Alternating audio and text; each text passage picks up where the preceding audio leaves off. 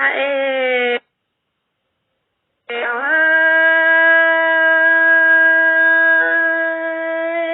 chả phải chiều tình tóc choàng áo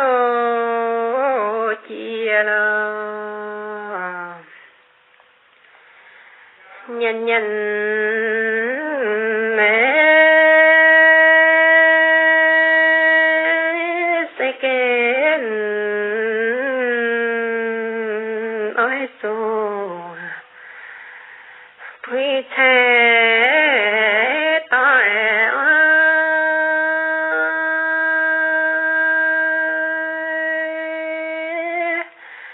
quý tu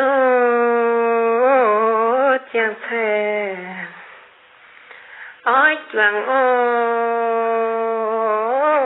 phiêm mà lê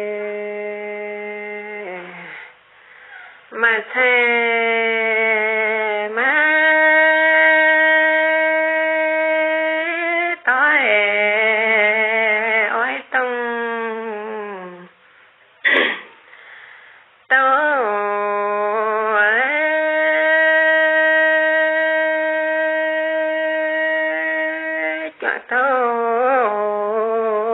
thay song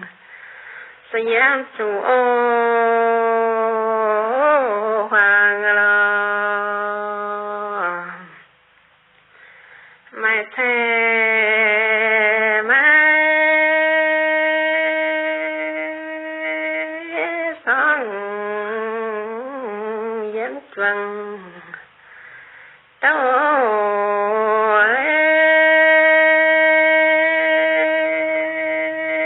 con phiên chi yam tua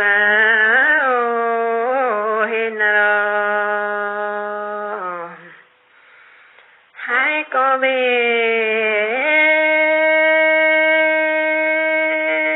màu song thân nhà phải chiêm mà mượn nó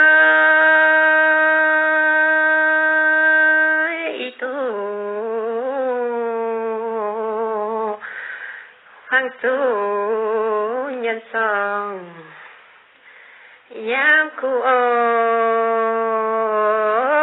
nhân lo